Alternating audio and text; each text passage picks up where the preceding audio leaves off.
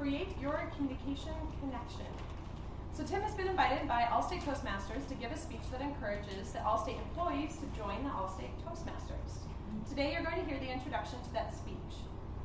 This introduction is targeted at All-State employees and talks about business situations in which communication skills are necessary, all of them. The purpose is to get people to think that they have okay communication skills and don't need help to question their belief, and come to believe that they need to further develop their communication skills as Toastmasters. And now, please join me in welcoming Tim.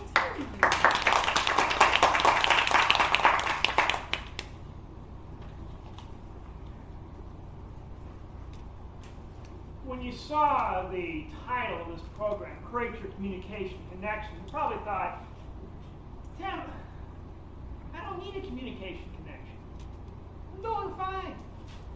I'm a business. I talk to some people every now and then. Sometimes we get together in groups, we kind of chat. Sometimes it's more formal, it's a one-on-one situation, but I really don't have this need for creating this connection. I'm fine the way I am. I get that. I really do, because I thought the same way. I thought everything was fine. I was okay. I didn't need any help with communication, but I had a problem that I didn't realize. See, I'm a professional secretary. My night job, if you will, is being a professional speech coach, but my day job that pays the bills is professional secretary. No, that's not the problem. The problem was, I had a guy on my desk. His name was Ted. Ted was kind of a tall guy, brown hair, kind of big, sort of like Frankenstein. He had this kind of walk, kind of scary guy. Know anybody like that? Tall, scary, brown hair? John does. But if you know somebody like that, they'd be kind of imposing, kind of scary. So I didn't want to bother him. The problem was, Ted regularly went to New York and he'd book all his flights last moment. So the same day he's flying out, he'd book his flight. He'd also book his hotel in New York. And he wanted the best hotels, the most popular hotels. You ever been in New York? Yeah. Ken has. Pat has. If you haven't been in New York, it's pretty big and it's pretty busy. And if you don't book things 2 or 3 weeks in advance, you're not getting in. I knew that. But I didn't really want to bother Ted. So I just kind of let it go, and week after week went by, and Ted wasn't getting the hotels he wanted. So one day, Ted kind of came out to my desk. Tim, come into my office.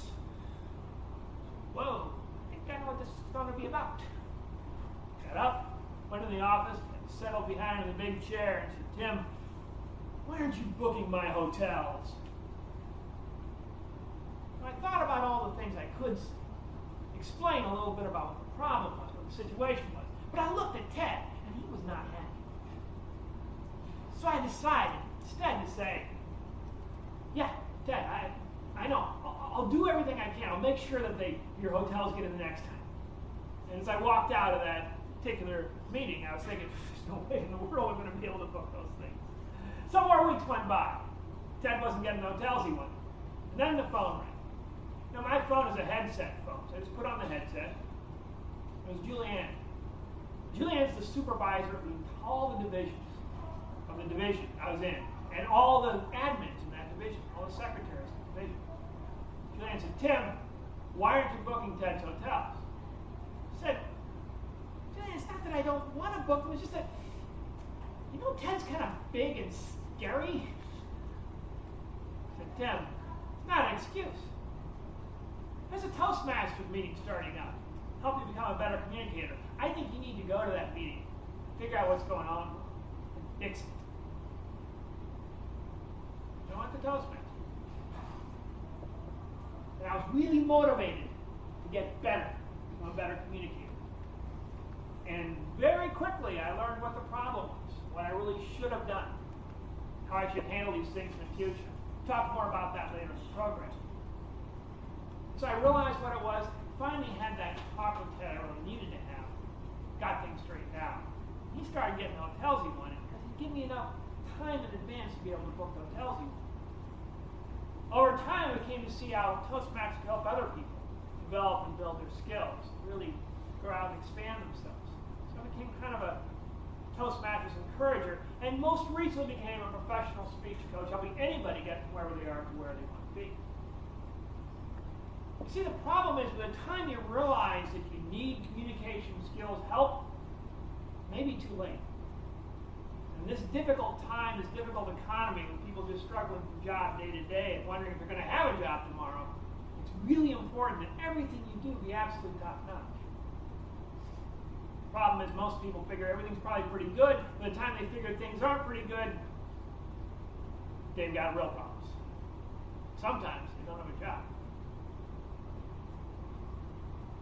So that's what you're going to learn at Toastmasters. Find out about how to become a better communicator, how to stop problems before they start. Now, over the course of this program, you're going to find out a little bit more about what to do when you're speaking amongst a bunch of other people, how to handle that sort of situation, speaking with others. You'll find out more about how to do the one-on-one conversations. What's the most important things to keep in mind and make sure those don't get off track. And then you're also going to learn about the 3 parts of a speech.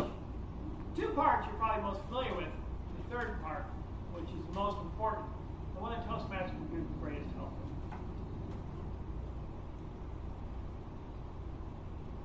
Let's go.